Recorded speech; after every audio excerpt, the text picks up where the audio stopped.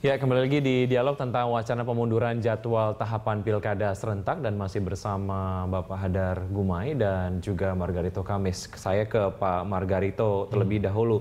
Kalau Anda kemudian ini kembali ke definisi bahwa apakah pilkada itu pemilu atau bukan? Pertanyaan yang saya ingin tanyakan kepada Anda adalah, jadi pilkada tidak perlu dilakukan secara serentak menurut Anda? Ya, konstitusi. Konstitusional. Dengan membandingkannya terhadap pemilu, yang pemilu itu dimaksudkan dengan pemilu adalah pemilu presiden dan DPR, yang oleh Mahkamah Konstitusi kemarin sudah memutuskan mendapat digulakan serentak, maka karena pilkada ini bukan pemilu, tidak bisa diserentakkan.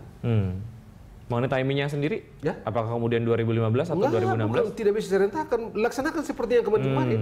Nah, itu poin yang menurut saya saya punya pandangan berbeda. Ya, tidak bisa diserentakkan. Itu saya kira karena saya tidak temukan di konstitusi kita. Oke, bahwa ini dikatakan bukan pemilu. Oke, harus dilaksanakan dan bisa bentuknya tetap pemilihan. Akan ada pertanyaan, kemudian siapa yang melaksanakan? Oke, bisa dibangun lembaganya. Tentu kita butuh waktu untuk itu. Tapi kemudian dikatakan tidak bisa diserentakkan, saya tidak menemukan pengaturan itu di konstitusi kita. Jadi bisa juga tetap, oke, bukan pemilu, dilaksanakan oleh lembaga lain, tetap bisa diserentakkan juga. Nah, keserentakan ini penting karena menurut pengalaman selama ini banyak hal yang menjadi kerepotan, kesulitan kalau dilaksanakan tidak serentak. Dikaitkan dengan efisiensi penggunaan dana, dikaitkan dengan pengelolaan satu kegiatan yang besar yang mungkin ada di daerah tertentu ada potensi ketegangan atau konflik. Karena kalau dikelola serentak bersama itu cenderung akan lebih bisa baik gitu. Terbukti di dalam pemilu. Pemilu kan besar secara nasional. Itu dikelola fokus di sana untuk pengelolaan ketegangan, konfliknya, penyelesaian sengketa itu berjalan cukup baik. Ya, mengingat pertimbangan-pertimbangan itu, Pak, kalau Anda lihat apakah tetap memang harus serentak atau tidak? Karena ada pertimbangan-pertimbangan tadi yang kemudian sudah disampaikan oleh Pak Gumai. Enggak. Kalau Anda dulu, waktu kita bicara Pilpres dan Pileg itu serentak atau tidak serentak, ini kan gagasannya panjang. Nah, akhirnya kan ditafsir oleh Mahkamah Konstitusi.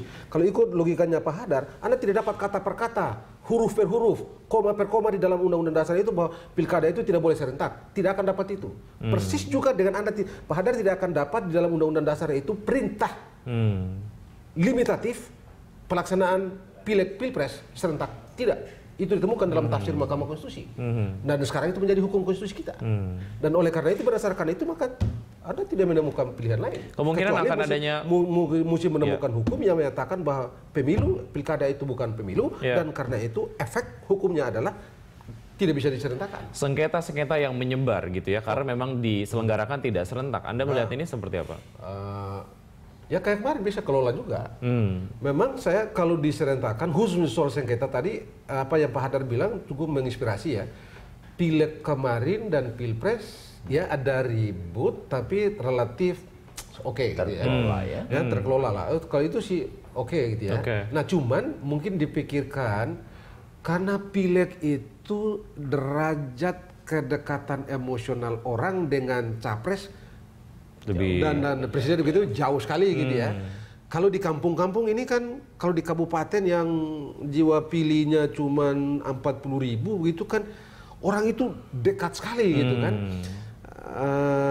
Sentimen suku, sentimen apa itu kan dekat. Nah, ini juga masih kita hitung gitu ya.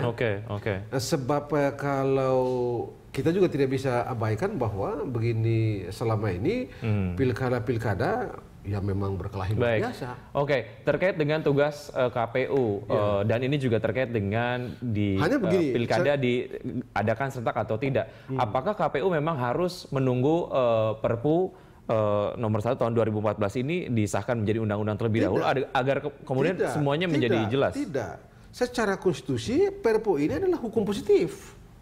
Kan oleh karena hukum positif, ia mengikat mereka, Anda dan saya, kita ini semua terikat pada hukum itu. Dan oleh karena itu sah mereka menggunakan sebagai dasar untuk melakukan tindakan-tindakan hukum dalam rangka yang diperintahkan oleh Perpu itu. Karena memang sudah ada dasarnya gitu ya. Perkara nanti di DPR itu ditolak itu satu soal. Tetapi kalau hukum positif tidak ada pilihan, harus dilaksanakan. Saya mengerti mereka begitu. Oleh karena ini perintah hukum. Perpu ini sah sebagai hukum dan sah sebagai hukum, sah juga mereka ini menggunakan sebagai dasar untuk melakukan persiapan atau apapun namanya itu gitu. Sah. Ada bagian problem ini kan di pembentuk perpunya. Bagaimana bisa undang-undang hari ini diundangkan besok pagi udah keluarkan perpu.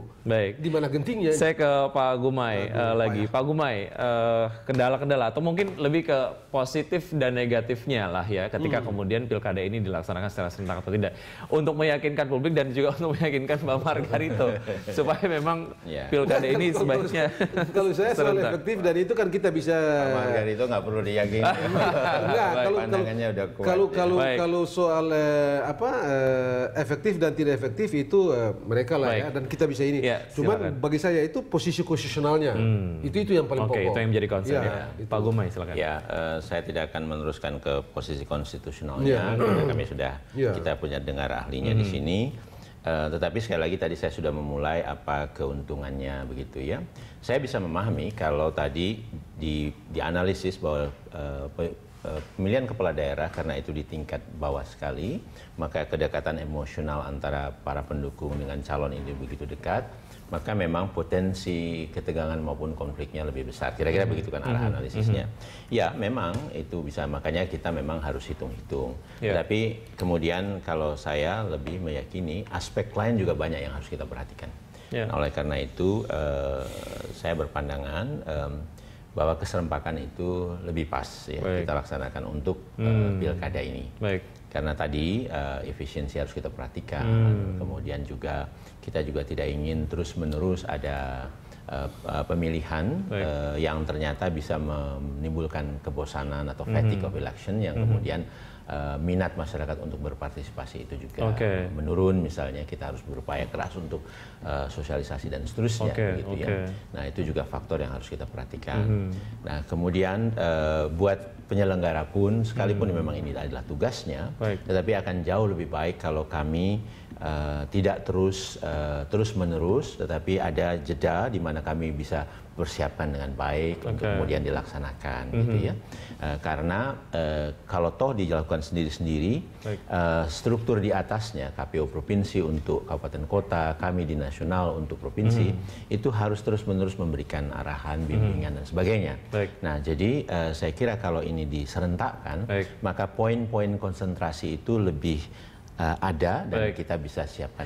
Intinya adalah tetap melaksanakan pilkada di tahun 2015 atau 2016 sebetulnya. Kalau itu bukan kami yang bisa mengatakan sekali lagi ya.